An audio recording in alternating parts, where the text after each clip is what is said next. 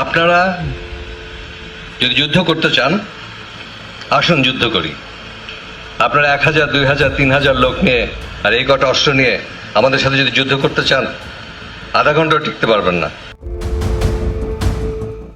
ভূ রাজনৈতিক অবস্থান, প্রাকৃতিক সম্পদ ও পর্যটন শিল্পের বিকাশে পার্বত্য 3 জেলা ঠিক কতটা গুরুত্ব বহন করে?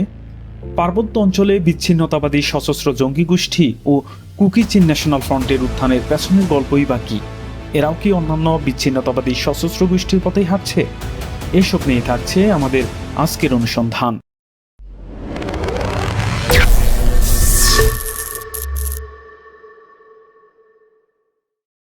বিশাল বনভূমি সম্বলিত পার্বত্য চট্টগ্রাম বাংলাদেশের দক্ষিণ পূর্বাঞ্চলের একটি এলাকা, যা 3টি জেলা রাঙ্গামাটি, বান্দরবন ও খাগড়াছড়ি নিয়ে গঠিত। চট্টগ্রাম বিভাগের এই এলাকা পাহাড় ও উপত্যকায় পূর্ণ বলে এর নামকরণ করা হয়েছে পার্বত্য চট্টগ্রাম। ভূ রাজনৈতিক অবস্থান, প্রাকৃতিক সম্পদ ও পর্যটন শিল্পের গুরুত্ব বিবেচনায় পার্বত্য 3 জেলা কতটা গুরুত্ব বহন করে তা 2000 সালে বাংলাদেশ মায়ানমার যুদ্ধ, এখানে অবস্থিত গ্যাস ক্ষেত্র, জলবিদ্যুৎ কেন্দ্র ও দেশি বিদেশি পর্যটকদের দিকে লক্ষ্য করে প্রতীয়মান হয়। পার্বত্য চট্টগ্রাম জনসংহতি সমিতি সৃষ্টির পূর্বে তৎকালীন পাকিস্তান আমলে গঠিত হওয়া পার্বত্য চট্টগ্রামের আদিবাসী ছাত্রদের সংগঠন ও পার্বত্য চট্টগ্রাম উপজাতীয় কল্যাণ সমিতি কাপ্তাই বাঁধ নির্মাণের ফলে বাস্তুচ্যুত হওয়া আনুমানিক 1 লক্ষ মানুষের পুনর্বাসন ও ক্ষতিপূরণ দাবি করে। 1971 সালে বাংলাদেশ সৃষ্টির পর পার্বত্য চট্টগ্রামের প্রতিনিধিরা, যেমন চাকমা রাজনীতিবিদ চারু বিকাশ চাকমা ও মানবেন্দ্র নারায়ণ লারমা, এ অঞ্চলের মানুষের স্বায়ত্তশাসন এবং স্বীকৃতির অধিকার দাবি করেন। লারমা ও অন্যান্য প্রতিবাদকারীরা বাংলাদেশের সংবিধানের খসড়ার প্রতিবাদ করে। যদিও সংবিধানে জাতিগত পরিচয় স্বীকৃত ছিল, কিন্তু তারা বাংলাদেশ থেকে পূর্ণ স্বায়ত্তশাসন চেয়েছিলেন। বাংলাদেশ জন্মের পর মানবেন্দ্র নারায়ণ লারমা 24 এপ্রিল 1972 সালে বাংলাদেশের খসড়া সংবিধান প্রণেতাদের কাছে নিজস্ব আইন পরিষদ গঠন এবং পার্বত্য চট্টগ্রামের স্বায়ত্তশাসনের দাবিসহ মোট 4 দফা দাবি পেশ করেন।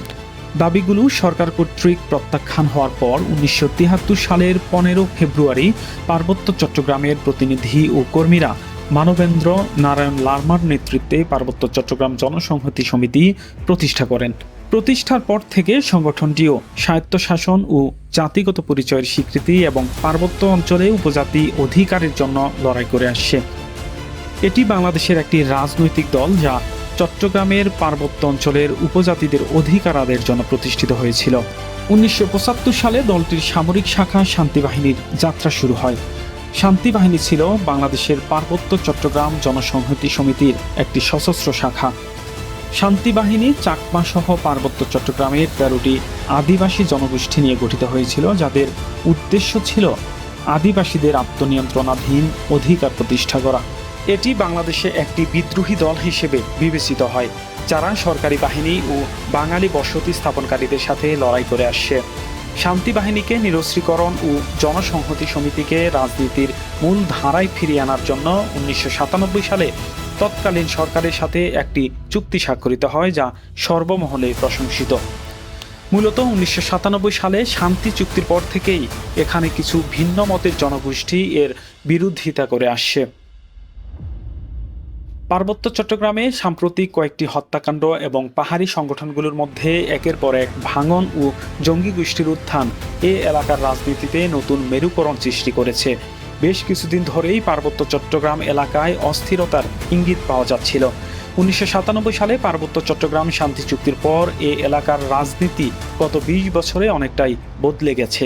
সম্প্রতি দেশের গণমাধ্যম কর্মীদের প্রতি পাহাড়ের নতুন সংগঠন কুকি চিন ন্যাশনাল ফ্রন্ট ফেসবুকে একটি নতুন ঘোষণা জারি করেছে। সদর দপ্তর থেকে সংগঠনের মুখপাত্র লেফটেন্যান্ট কর্নেল মইয়া এই ঘোষণা দেন। কেএনএফ পার্বত্য চট্টগ্রামের অভ্যন্তরে অনগ্রসর ও সুবিধাবঞ্চিত কুকি চিন জনগোষ্ঠীদের জন্য স্বশাসিত টেরিটরি বা পূর্ণ স্বায়ত্তশাসন ক্ষমতা সহ একটি ছোট রাজ্য প্রতিষ্ঠার দাবি করেছে। কেএনএফ স্বাধীনতার ঘোষণা দেয়নি দাবি করলেও সংগঠনটির পক্ষ থেকে গণমাধ্যম কর্মীদের প্রতি দৃষ্টি আকর্ষণমূলক বার্তা প্রেরণের সময় কুকি চীন ন্যাশনাল আর্মি নামক সশস্ত্র সংগঠন তৈরির প্রয়োজনীয়তা নিয়ে কোনো ব্যাখ্যা প্রদান করেনি। পূর্ণ স্বায়ত্তশাসন ক্ষমতা সহ একটি ছোট রাজ্য দাবি করার মাধ্যমে কুকি চীন ন্যাশনাল ফ্রন্ট মূলত দেশদ্রোহিতাই করেনি, বরং আমাদের বর্তমান সংবিধানকেই উপেক্ষা করেছে।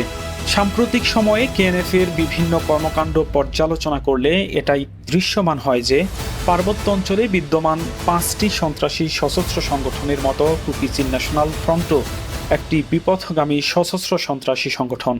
এই সকল সন্ত্রাসী গোষ্ঠীর কার্যক্রম নির্মূলে এবং দেশের সার্বভৌমত্ব ও অখণ্ডতা রক্ষার জন্য আইন শৃঙ্খলা বাহিনীর বর্তমান পদক্ষেপ ভবিষ্যতেও অব্যাহত থাকবে বলে শান্তিপ্রিয় প্রতিটি নাগরিক প্রত্যাশা করছে।